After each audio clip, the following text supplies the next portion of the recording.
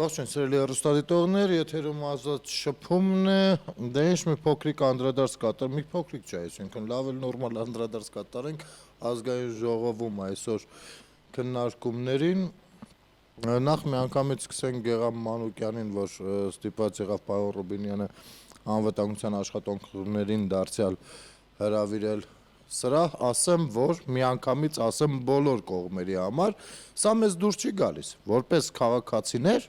որպես հասարակ քաղաքացիներ։ Իհարկե, մենք կարող ենք նաև չարախնդալ ընդդիմության վարքագծի վրա ու թե ինչպես են նրանց անվտանգության ծառայողները կարգի հրավիրում,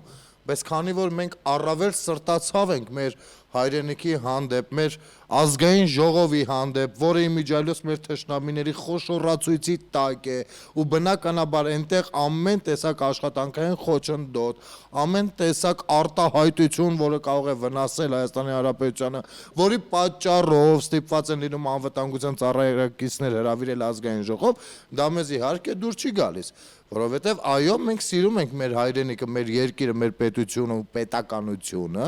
եւ դա կարող են մեր թշնամիները շատ հանգիստ մանիպուլացնելով այստեղ իրենց սաթելիտ կազմակերպություններին, իսկ այդպիսիները կան, կխնդրեմ հանկարծ չզարմանալ, ամեն ինչ դա է ցույց տալիս, այսինքն մենք կարող ենք կարծել, որ այդպես է, որովհետեւ ամեն ինչ հենց դա էլ ցույց է տալիս։ Ու այստեղ մենք հայտնվենք վատ վիճակում, վատ իրավիճակում։ Ինչ էր ասում պարոն Գեգամյանը։ Գեգամյանը ասում էր, որ Վիգեն Խաչատրյանը այսինքն անուն ազգանուն չէր հնչեցնում, բայց ասում էր, որ դավաճաններ եք Արցախի հետ կապված, չգիտեմ ինչեր եք խոսել եւ այլն եւ այլն։ Այնինչ ոչինչ էլ չի խոսվել, եթե խոսվել է, եթե Արցախի համար ընդհանրապես արվում են որոշակի գործողություններ, լավ բաներ, հնարավորինս փորձում են Արցախը արագ ոտքի կանգնեցնել ու ամեն մի կոպեկը հաշվարկած, հետևողական ծախսել, որպեսզի հնարավորինս օգտակարության գործակիցը բարձր պահեն, ասեմ, որ ոչ մի կառավարության ժամանակ էլ այդպես չի եղել։ Ու եթե մարդիկ կլինեն, որ հանկարծ կզարմանան այս իմ արած արտահայտությունից, խնդրեմ, կարող եք անձնական նամակներով գրել։ Ու ես ձեզ ցույց կտամ, թե ինչեր է արվել մինչև 2018 թվականը եւ ինչեր է արվել 18-ից հետո։ Իհարկե, պատերազմը եւ մեր պատերազմական կորուստները նույնպես հաշվի առնելով։ Իսկ ձեզով է ասում, թե մենք պատերազմական կորուստները պետք է միակողմանի հաշվի առնենք ու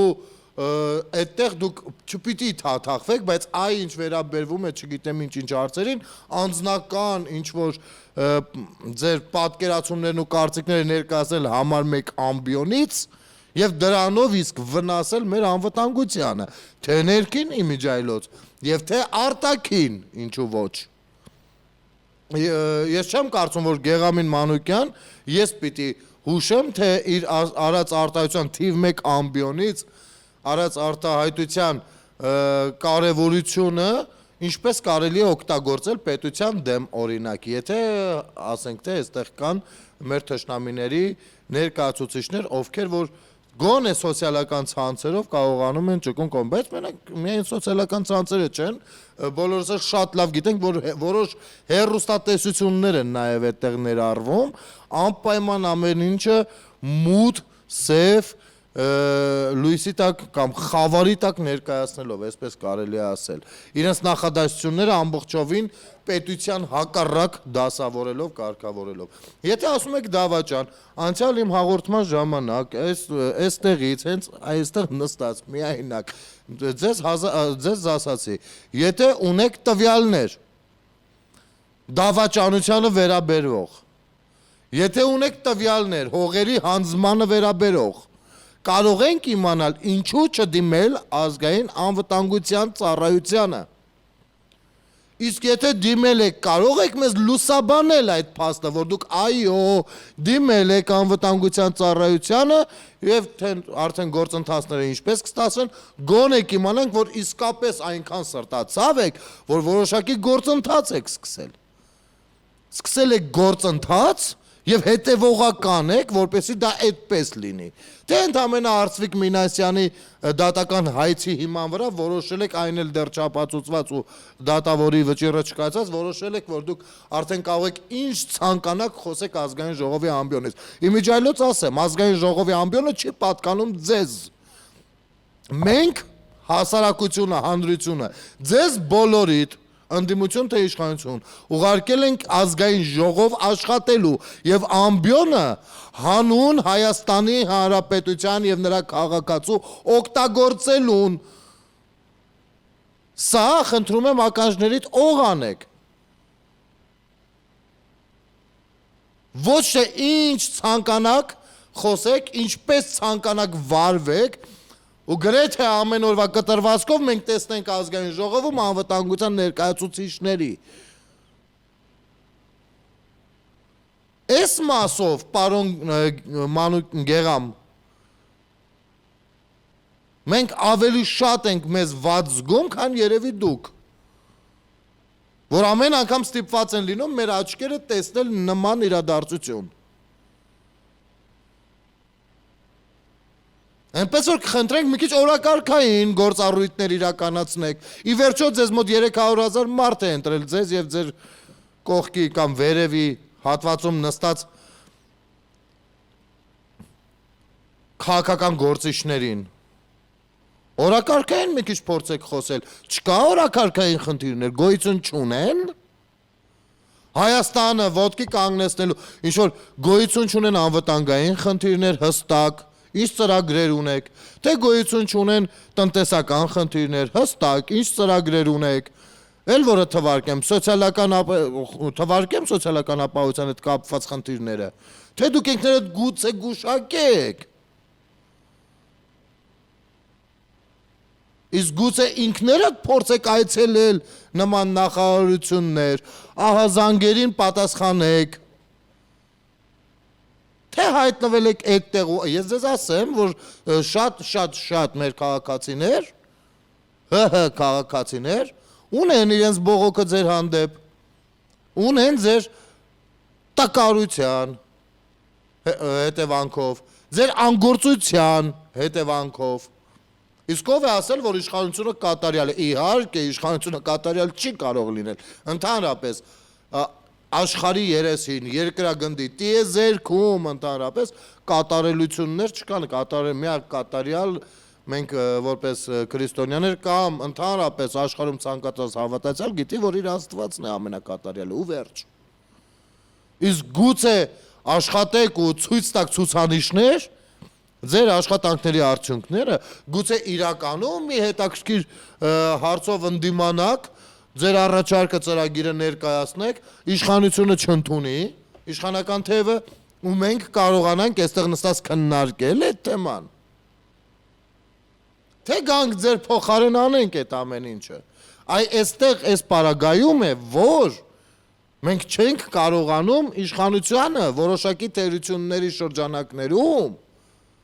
տալ հստակ գնահատականներ, որովհետև որ թերությանը ցանկանում ենք տալ հստակ գնահատական, որ դա թերի արված, լավ չի արված, այստեղ պարտադիր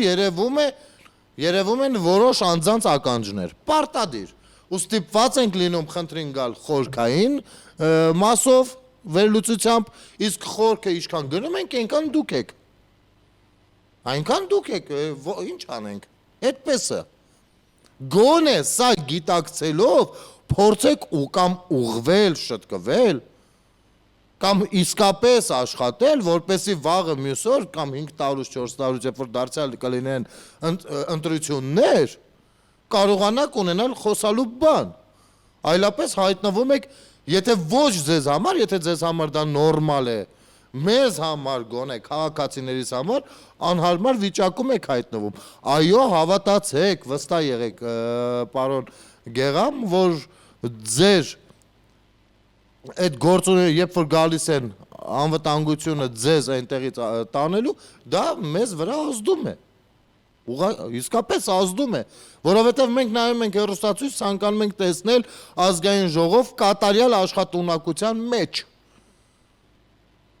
Եվ մտորել, եւ հարցադրումների շուրջ մտորել, եւ օրակարգը հասկանալ մեր բոլորիս Հայաստանի Հանրապետության քաղաքացիների բոլորիս օրակարգն ենք փորձում հասկանալ, ինչպիսին է, ինչ առաջարկներ կան, ինչ դժգոհություններ կան, ինչի արդյունքն է եւ տրամաբանական քննարկումներ։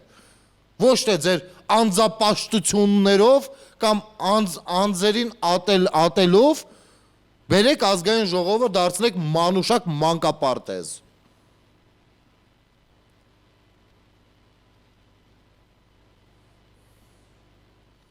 Ով չի ալարում, բարձրանում ազգային ժողովի ամբիոնից, խոսում է, որ դավաճանել են։ Ու մինչ այսօր չենք լսել գետ մեկ անուն։ Հստակ փաստերով չենք լսել, արդեն 1 տարի է դուք խոսում եք դավաճան։ Դավաճան բառը այնքան է կարժե զրկել արդեն, որ եթե իսկապես հիմա մեկին բռնեն դավաճանի հոդվածով ցանկանան դատել, մենք կարող է մտածենք արժի այդքան երկար դատել, թե մի քանի ամիսը բավարար է, որովհետև արժե զրկվել է արդեն այդ բառի հետևում կանգնած գործունեությունը։ Ու արժե զրկել եք հենց դուք, ընդհանրապես դուք ոչ միայն արժե զրկում եք, դուք ամեն բան, ինչ մենք ժամանակին սիրել ենք, սա ականջների տողար եք, խնդրում եմ։ Այս ժողովուրդը իր կյանքի ընթացքում ամեն մեկը իր կյանքի ընթացքում ինչը սիրել է, դուք դրա վրայով տրորել անցել եք։ Թե ձեր քաղաքական ուժը, թե ձեր վերևի հատվածում նստած քաղաքական ուժը, տրորել ու անցել եք։ Մենք սիրել ենք մեր հայրենիքը, դուք ապականել եք մեր հայրենիքը։ Մենք սիրել ենք մարդուն հարգել, դուք ապականել եք, մցրել եք ատելություն իրար հանդեպ։ Ուղիղ բառեր օգտագործելով ժողովրդի հանրության հասցեին։ Մենք ցանկացել ենք տեսնենք ապագա, տեսնել գեղեցիկը, դուք թքել եք այդ ամեն ինչի վրա ու ոտ եք սրբել դրա վրա։ Ընդհանրապես մենք ինչը սիրել ենք, դուք հերն անիծել եք այդ ամեն ինչի։ Այստեղ է գալիս քաղաքացու վրդովմունքը, որոշ թե անձանց, թե քաղաքական գործիչների, թե քաղաքական բևեռների հանդեպ։ Որովհետև դուք այսօր ձեր 30-ամյա գործունեությամբ զրկել եք Հայաստանի Հանրապետության քաղաքացուն, հայ մարդուն սիրելու իրավունքից, գեղեցիկը տեսնելու իրավունքից։ Այո, սրանք բարոյական նորմեր են։ Ու ես հասկանում եմ, որ բարոյական բառը որոշ քաղաքական գործիչների ու ուժերի համար այնքան էլ տեղին չի օգտագործելը, բայց այնուամենայնիվ այդ բառը դեռ մենք շատ կհիշենք ու կձգտենք նրան, որ այդ բառը վերադառնա իրականություն, օրակարգ, այսպես ասած։ Եկել չէիք, Արցախյան պատերազմը հրադադարից հետո ինչ լսում ենք, խոսում եք դավաճանություններից։ Խոսում եք դավաճանություններից, ցույց ենք տալիս, թե դավաճանը ինչքան են ձեր շարքում։ Խոսում եք հող հանձնելուց, ցույց ենք տալիս, թե ինչքան հող եք հանձնել դուք։ Իմիջայլոց ձեր խմբակցության ղեկավար Ռոբերտ Քոչարյանը մեղրի էր հանձնում, մեղրի միջանցք հասկացողության հետ կապված։ Ինչ կասեք, մի բան գոնե կասեք, թե ոչ, մի տարի է խոսում ենք, մի տարի է ակտիվացել է այս թեման։ Կասեք ինչ որ մի բան, թե ոչ։ Թե մեղրին ձեզ համար Հայաստանի Հանրապետության հետ ընդհանրապես կապ չի ունեցել։ Ասեք, պահանջում ենք, որպեսի ասեք, էլ ոնց պահանջենք։ Գնանք մենք էլ, չգիտեմ, Վարդենիսից ոտքով գանք, հա, որպեսի մաքրենք ազգային ժողովը նման ընդդիմությունից։ Ինչպես որ տեսնում ենք, ամեն մեկը մի վայրից ոտքով գալիս է, որպեսի իշխանությունը մաքրի իշխանական ներկայությունից։ Մենք էլ գնանք դրանից այդ պահանջով գանք, ինչ եք ցանկանում։ Հարց ենք ձեզ տալիս։ Հստակ գիտեք, որ մեղրի մասին բանակցություններ են ընթացել դեռ Նախիջևանից սկսած, որտեղ որ Ռոբերտ Քոչարյանը հանդիպել էր Հեյդար Ալիևին։ Մինչև այսօր մեկը ձեր քաղաքական խոսքը պատկերացումը ու քանի որ դուք այդ խմբակցության ղեկավարի Այսպես շողերի լույսերի ներքո եք ներկայանում, սա միայն գեղամին չի վերաբերվում, սա բոլորին է վերաբերվում, Հայաստան դաշինքին է վերաբերվում, ներկայացուցիչներին, ուրեմն բարի եղեք հստակ մեկ հարցի պատասխանել։ Դուք համաձայն եք, որ մեղրի միջանցք լինի, թե ոչ։ Դուք եք չէ ցանկանում, որ միջանցքները գան օրակարգ։ Իմիջայլոց Ադրբեջանի հետ համահունչ։ Մեկ Ադրբեջանն է ցանկանում, որ այդ ամեն ինչը գա օրակարգ։ Մեկ ձեր եւ ձեր ետևի շարքերում նստած քաղաքական ուժը։ Նազելի Բաղդասարյանը այսօր Արծվիկ Մինասյանին հիանալի պատասխանեց։ Այդ օրակարգը կապված սահմանների հետ մեկ Ադրբեջանն է ցանկանում, որպեսզի բերի օրակարգ, մեկ դուք։ Ուրիշ ոչ ոք այս աշխարհում էլ չի։ Հա, հնարավոր է որոշ երկրներում, չգիտեմ, Թուրքիա, ասենք չգիտեմ։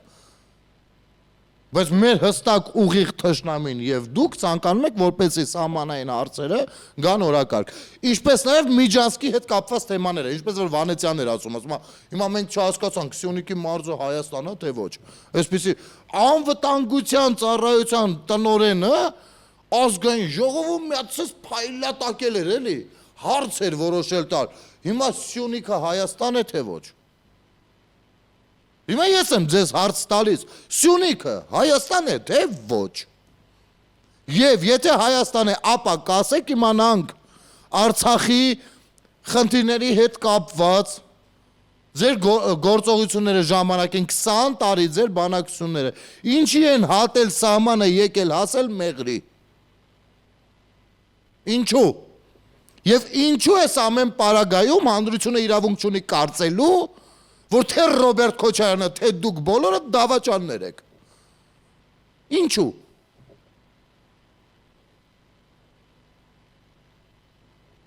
Եվ Վիգենն էլ Խաչատրյան շատ հիանալի պատասխանեց, այո, հիանալի պատասխանեց, որ դավաճանության մասին ամենաշատը խոսում են հենց դավաճաները, հողատուների մասին ամենաշատը խոսում են հենց հողատուները, եւ այլն, եւ այլն, եւ այլն։ Ու դուք շատ լավ գիտեք, որ ձեզ ընդհանրապես ուղղակի արհամարում են։ Բայց դուք միևնույնն է, դա անում եք ոչ թե արդեն այդքան հանրության, այլ ես ինչ իմանամ, ինչ ուժերի համար։ Կարող ենք հասկանալ, ինչու եք Ադրբեջանի ջրաղացին ջուր լցնում նոյեմբերի եռակողմ հանդիպումից օրեր առաջ։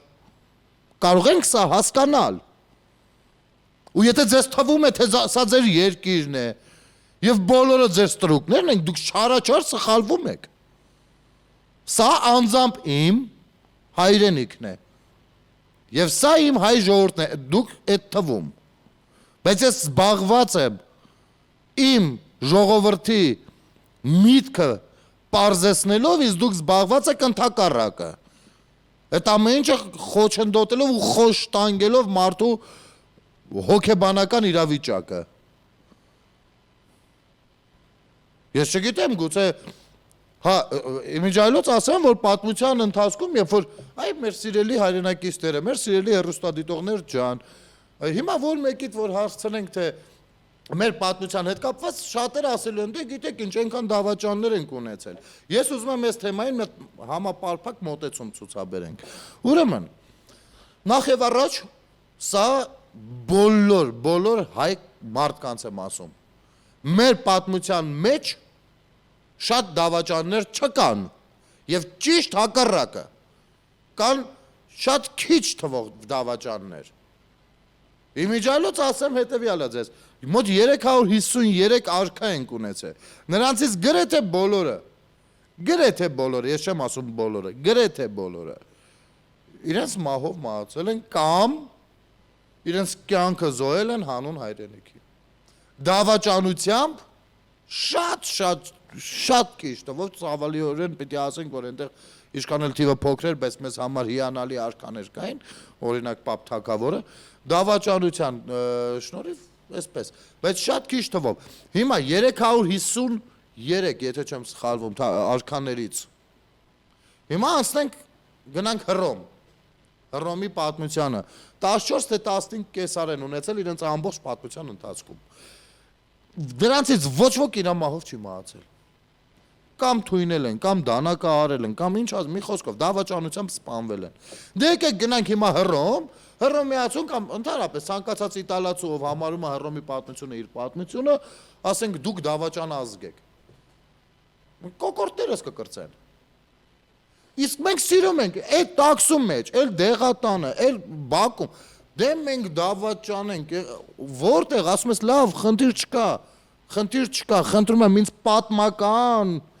5 հատ դավաճանի անուն տուր։ Չի տա։ Չի կարող տալ, որովհետև չի կարդացել, միայն լսել է։ Իսկ լսել է 70 տարի խորհրդային ռեպրեսիայի ներքո եւ 30 տարի որոշների կառավարման ընթացքում։ Միայն այդ 30 տարուց կհանեմ 4-5 տարին։ 4-5 տարին կհանեմ, որովհետև մի ամբողջ հայկական հայրենասիրական զարթոնք կար 90-ականներին, որը դարձյալ հենց օրորոցում խեղտեցին։ Ինչն էլ որ արդեն փորձում էր քայլել, հոկտեմբեր 27 մի հատ ազգային ժողովով մտան դուրս եկան, վերջացավ։ Ու վերջ։ Մենք վերադարձել ենք նույն ռեպրեսիայի ժամանակաշրջանին ու այդպես 20-25 տարի ապրել ենք։ Այստեղ ինչ տենց հակասություններ կան, հա։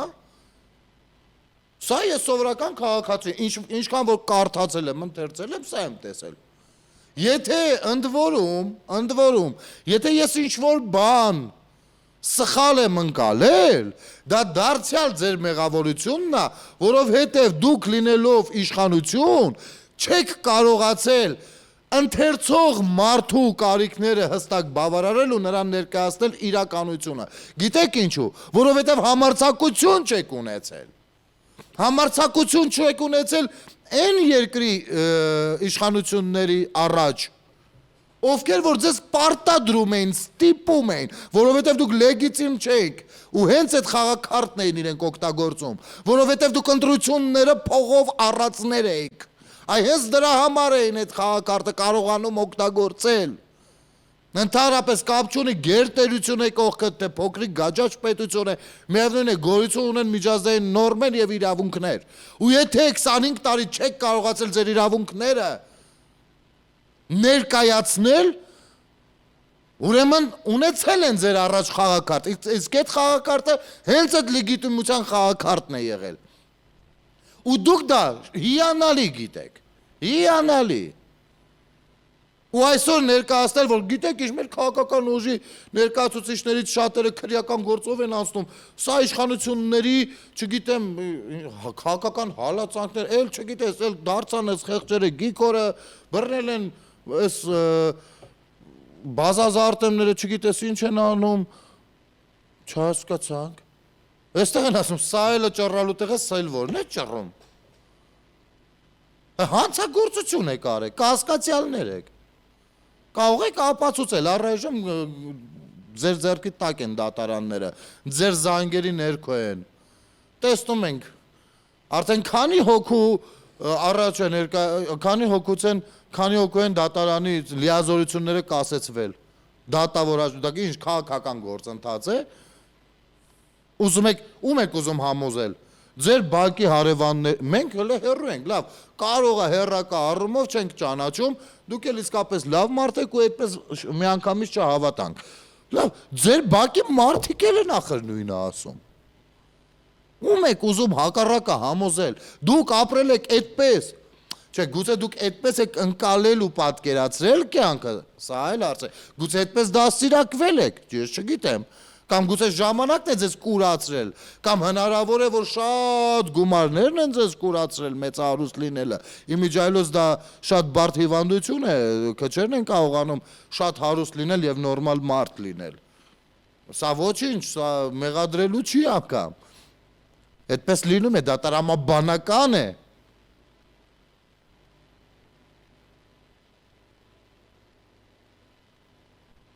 Ոչ մի քաղաքական հայտարարություն նորմալ, քաղաքական հայտարարություններ քաղաքացիներին, որ ժողովուրդ ջան, եկեք էլ միատեք իրար, սա արդեն վերջ, ազգային ժողովը կազմավորված է եւ մենք բոլորս պիտի աշխատենք, մնացածը քաղաքական գործընթաց է։ Խնդրում ենք ատելության մտնել։ Լավ, մարդիկ էլ կլսեն, չէ, բայց դուք ձեր ասելիքը ասեք, գոնե դա ասեք, որ մեր լեզուն այսքան երկար չլինի ձեր հանդեպ։ Ու կասեք ես որպես քաղաքացի հասկանամ, ինչու պետք է վատաբանեմ այսօրվա վարչապետին, ով ընտրվելուց անմիջապես հետո նման հայտարարությամբ հանդես եկավ, նա իր մասով մաքրեց, իր գործը արեց եւ սկսեց հանդիպել արտախորհրդարանական ընդդիմության ներկայացուցիչների հետ։ Դուք քանի անգամ եք նմանատիպ գործընթաց կազմակերպել։ Քանի անգամ։ Դուք երբեք չեք կազմակերպել, այդ էր պատճառը, որ 16 թվականի ապրիլյան պատերազմը ընդամենը 19 թվին նոր սկսում էին նայել, թե իրականում ինչ է եղել, ինչու է եղել։ Դուք այդ աստիճան եք թքած ունեցել հանրության վրա։ Հանրությունը այստեղ նստած ուզում է հասկանալ, լավ, վերջը ինչ եղավ, են ասում, նա են ասում, նա են ասում։ Բայց դուք թքած եք ունեցել, թե հանրությունը ինչ կմտածի։ Ձեր լավագույն գործը գիտեք որն է եղել։ Իբր լավագույն իմիջայլոց, լռելը, դուք միայն կարողանում եք խնդիրների մասին լռել ու գեղեցիկ կերպով հարուցել նոր խնդիրներ, միայն լռել եք դուք երբեք չեք շփվել, երբեք հարցերի չեք պատասխանել, բացարձակ երբեք, ասեմ ավելին դուք զինվորների ծնողների եք քաշ տալով ազգային ժողովի դռան դիմացից տարել են կողմ, քաշ տալով փողոցի միջով թևերից բռնած, ասֆալտի վրայով քաշ տալով տարել եք։ Այն զինվորների ծնողների, ովքեր որ իրենց կյանքը զոհել են հանուն հայրենիքի եւ Հայաստանի Հանրապետության, հանուն ինձ, ձեր եւ ձեր բալիկների իմիջայլոց։ Բայց չէ, նրանք անհանգստացնում են, ես ինչի մասին է խոսքը, տարեք են կողմ։ Ոնց։ Այս սա եք եղել դուք, սա ձեր ընդհանրական կերպարը, սա ձեր հայրենասիրությունը, հայրենիքի զինվորի մասին մտածելը։ Քանի կոպեկ եք տվել մինչև այսօր Հայաստանի Հանրապետության սահմանները պահպանելու հետևանքով զոհված երիտասարդի ընտանիքին։ Քանի անգամ եք փորձել հասկանալ ինչպես են իրենց զգում։ Իհարկե հիմա էլ 3750 զոհ մոտավորապես, 3750-ին չեն հասնի, բայց գոնե գոյություն ունեն ծրագրեր, որն էլ չի բավարարում, փորձում են գոնե անձնական կամպերով, դա էլ չի բավարարում, ամեն դեպքում փորձում են, դուք փորձել եք թե ոչ։ Թե միայն ազգային ժողովի ամբիոնից ադրբեջանական թեզն ու օրակարգը մեր վզին փաթաթելն է ձեր գործառույթը։ Եվ մի հատ կասեք իմանանք այդ նոյեմբերի 9-ին 10-ին ինչ հանդիպում է եւ ով է ում ինչ հող տալիս։ Ինչից եք տեղյակ, որ մենք տեղյակ չենք։ Ներկայացրեք որակումը մենք կտանք։ Իսկ դուք տալիս եք որակումը, առանց ներկայացնելու։ Դուք տալիս եք որակում, դավաճան են, ինչ են դավաճան, դե գիտեք ինչ, որովհետև մինչև այսօր ինչ, այսինքն ես ինչեր են խոսում։ Ոչ, դուք ներկայացրեք, այդ ինչ են արել, մենք ինքներս որակումը կտանք, վստահ եղեք, որովհետև այնպես չի, որ ազգի 50 քանի տոկոսը, ամբողջ հայ ազգի 50 քանի տոկոսը, ովքեր որ այս ուժին մանդատ են տվել, այնպես սրտանց ցանկանում են, որ Հայաստանը դառնա Ադրբեջան։ Սա միայն հիվանդ մարդու երևակայություն կարող է լինել։ Ուրեմն ներկայացրեք արգումենտներ։ Թե դուք սովոր չեք ու չեք պատկերացնում, որ չեք հաղթի։ Այդ դա է պատճառը, այդտեղ է խնդիրը, որ դուք չեք կարողանում աշխատել, որովհետև դուք ընտրվել եք, բայց ընտրվել եք մի աշխատանքի, որին դուք սովոր չէիք ու հաշվի չէիք առել։ Դա է պատճառը, որ արդեն որի՞րդ ամիսն է, հունիսի 20-ից գնանք, հուլիս, օգոստոս, սեպտեմբեր, հոկտեմբեր, արդեն 4 ամիսը մի խելամիտ բան չենք լսել ձեր կողմից։ Մի խելամիտ բան, գոնե, գիտեք ինչ, սենց բրենձի չապսի, որպեսի կարողանանք դրա շուրջ կենտրոնանալ մի հատ մտածել, մտորել գոնե, չենք լսել, բայց փոխարենը բրինձի մի ամբողջ պասուստորմայի չապով ձեր հանդեպ կան հազար ու մի բան, Ալենը Սիմոնյան գնացել է Հունաստան, եկել են երկու կին կանգնել են, դուք 5000 զո, 5000 զո, ինչ 5000 զո, մեռանք ձեզ ասելով ախր, 5000 եք ուզում, ասենք սիրտներդ բավար արվելու է, որ 5000-ը այսպես կլորանա, հա, մինչև այդ Աշոտյանն էր ասում, մինչև այդ որոշակի, ես արցախցիների մասին չեմ խոսում, ես արցախցի շատ ընկերներ ունեմ, ես արցախցիները իմ հայրենակիցներն են, ես խոսում եմ գառաբաղցիների մասին, ովքեր որ ոչ մի կերպ երբեք արցախցի չեն դառնալու, երբեք, որովհետև արցախցին էդի գեն է, էդի արյուն է, էդի բան չի, էլի սենց որոշեցիր, ու նմանատիպերը, այդ տեսակը, այդ սորթը կարելի ասել, չգիտեմ ոնց ասեմ, դեռ պատերազմի օրերից փորձում էր ներկայացնել մեծ թվեր, այնիշ մենք ամեն օրվա կտրվածքով անուն ազգանուններ էինք կարդում ու հատիկ համապատասխանում էր։ Այո, անայդ կորածներ էլ կան, դրանք էլ հնարավորինս փորձում են, դա հեշտ գործընթաց չի։ Այդ ով չգիտի, որ 45 թվից մինչև այսօր, երկրորդ համաշխարհային պատերազմի ընթացքում դեռ անհայտ կորածներ կան մինչև այսօր։ Իսկ գիտեք ինչպես է, երբ որ որակվում է, սիրելի հեռուստադիտողներ, խնդրում եմ, սիրելի ծնողներ, ովքեր ունեն որդիներ, որ անհայտ կորած են առայժմ համարվում, աղաչում եմ ձեզ, ինչ ճիշտ հասկացեք, իմ խոնարհումները, իմ զորակցություններն եմ ներկայացնում ձեզ, ոչ միայն իմ, ամբողջ մեր հեռուստաընկերության աշխատակազմի։ Բայց գոյություն ունեն հարցեր, որոնք որ ընթացակարգեր են պահանջում։ Երկրորդ համաշխարհային պատերազմից հետո մինչև այսօր անհայտ կորածներ կան։ Գիտեք, որովհետև քանի դեռ մարդու վայրը կամ ճակատագիրը հայտնի չէ, նա համարվում է անհայտ կորած։ Շահարկել սա այս ծնողների առաջ 5000 զո, որտեղից եք վերցրել 5000 զո, Հունաստանի ապրող իմ շատ սիրելի հայրենակիցներ ջան, եթե ունեք հարցեր, ու իսկապես այդքան անկեղծ եք այդ հարցերի շրջանակում, ես ունեմ ձեզ մի խնդրանք, գնացեք ու փորձեք գտնել 350,000 եվրոն, որը իբր փոխանցվել է Հայաստանի Հանրապետության հիմնադրամ, բայց ես անձամբ ունեմ խիստ կասկածներ, որովհետև մինչև հիմա ապացուցված չի այդ փաստը, ու չգիտես ինչի, երբ ցանկանում ենք ապացուցել, հնարավորինս թուղթախտաբանությունով, որ իսկապես այդ գումարները, հավաքված գումարները 1 եվրոյով 5, 10, 50, 100,000 եվրոյով հավաքված գումարները 350,000 եվրո ընդհանուր հաշվով, մոտ 400, իսկապես եկել, հասել են Հայաստան համահայկական հիմնադրամի հաշվին։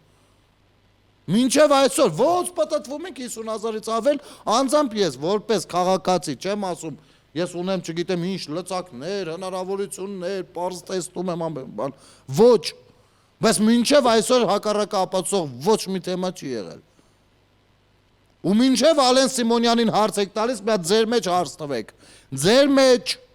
դուք այդտեղ ապրողներով, հայերով, ձեր մեջ հարց տվեք, այդքան բարդ է գտնել 350,000 եվրոն։ Հատկապես եթե կան վիդեո նկարահանումներ, հատկապես կան այն մարդիկ, ովքեր որ հավաքում էին այդ գումարը։ Իմիջիայլոց ասեմ, այդ հավաքողներից շատերն էլ այնպես չէ, որ իրենք հավաքում են, իրանք են գրպանել։ Դրա մասին չի խոսքը, ոչ։ Նրանցից շատերը իսկապես անկեղծորեն տուն դուր ծեծելով գումար են հավաքել։ Բայց գլուխ չեն հանել, որ այնտեղ հաշվի համարների մեջ մախինացիաներ գոյություն ունեն։ Կամ գոնե թվացյալ մախինացիաներ։ Կամ երբ որ դեռ հոկտեմբեր ամսից սկսված հրադադարից հետո էլ մի ամբողջ սրբազան եկեղեցում պատարակ է մատուցում ու հալելույայի հետ մեկտեղ անիծում է նաև այն իշխանությանը, որ այսօր այստեղ կա, լավ թե վատ, կապ չունի, ես սրբազանի խոսքն է, սա քաղաքացու խոսք չի, որ ասենք դե մի մարդը տենց է պատկերացնում, ու փորձել է ամեն օր, ամեն պատարակից հետո թույն ներարկել Հունաստանի հայ համայնքի ներկայացուցիչների մեջ, հավատացյալ ժողովրդի մեջ։ Կարող եք գնալ սրբազանի բկից բռնել մի հատ ասել, արի այստեղ տեսնենք ես ինչ գործի ես։ Թե Հունաստանի հայությունը այդ նույն երկու կանայք գնացին Աննա ինչ էր, Մկրտչյան էր, ինչ էր, չեմ էլ հիշում, Արցախի ներկայացուցիչը հայկական դեսպանատան ներսում Հունաստանում Հունաստանում հայկական դեսպանատան Արցախի ներկայացուցիչը, ով որ հունարենով, այսինքն Հունաստանում է, հունարենով գրում է, հրապարակում է անում այն ժողովրդին, ովքեր որ հավաքվել էին որպեսի գնային Եռաբլուր դեռ դեկտեմբեր ամսին, ու գրում է, սա թուրքերն են, իրենք թուրքերը ճիշտ է, շատ են, բայց մենք կհաղթենք։ Սրա հայրենասիրությունը մի հատ կարող եք ներկայացնել, թե համարձակությունները չի բավարարում, թե դրա համար ձեզ գումար չեն վճարում, թե դուք լրիվ այլ քաղաքական ուժի ներկայացուցիչ եք։ Դե ես էլ չխոսեմ եկեղեցուց, էլ չխոսեմ Սուրբ Աթոռը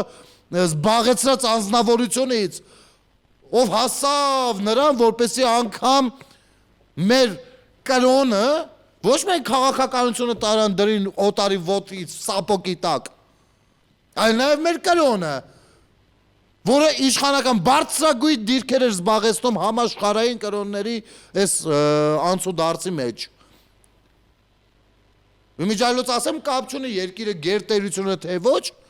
կրոնական առաքելությունը, կրոնի ներկայացուցիչները ունեն իրենց դիրքերը, ու Հայաստանը եղել է առաջնակարգ։ Եվ դուք դա իջեցրել հասցրել եք մի տեղ, որտեղ որ ձեզ անգամ բարև չեն տալիս։ Ձեզ բարև չի տալիս։ Թշնամուն, միայն մեր թշնամուն չէ։ Եվ մուսուլմանական աշխարհի, իմիջիայլոց մուսուլմանական աշխարհի հանդեպ նույնպես ոչինչ չունեմ, հանկարծ կխնդրեմ սա չմանիպուլացնել, որովհետև ինձ համար մարդ է, ինչքան հավատացյալ այնքան ավելի լավ, բայց ամեն դեպքում քրիստոնյա ներկայացուցիչը մուսուլման ներկայացուցիչին առավել ջերմագին ողջունում է, իսկ աշխարհում առաջնակարգ դիրք զբաղեցնող հայկական առաքելական եկեղեցու ներկայացուցիչը բարև չի տալիս։ Ինչի չտեսանք, չհասկացանք, չիմացանք, ինչ բարդություններ կան այստեղ։ Դա էլ եք այդտեղ հասրել, որովհետև դուք նույնպես կոռուպցիայի մեջ թաթախված եք, դուք փողերի լվացումների մեջ եք թաթախված եւ այլն եւ այլն։ Սա իմ կարծիքն է։ Եվ շատ հանրության ներկայացուցիչների կարծիք է։ Դա է պատճառը, որ ձեր լեզուները կարճացված այստեղ գլանների ներսում դրված է։ Հասկացանք թե ոչ։ Այնպես որ կամ գործեք, կամ ազատեք այդ տարածքները այն մարդկանց համար, ովքեր որ ցանկանում են գործել ու ծառայել հանուն հայրենիքի։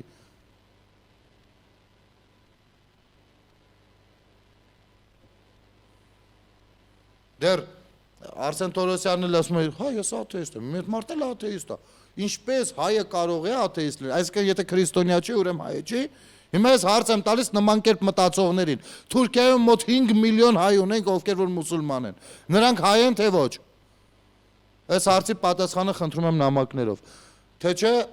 ստացվելու է, որ դուք դարձյալ կեղծ օրակարգեր եք գցում մարդկանց մեջ, վնասելով մարդկանց թե ներաշխարհը, թե պատկերացումները եւ ազդելով նրանց գաղափարական մոտեցումների վրա եւ նրանց հավատքի վրա առ Աստված։ Շնորհակալություն հարգելիներս, եթերում ազատ շփումներ, կհանդիպենք ցտեսություն։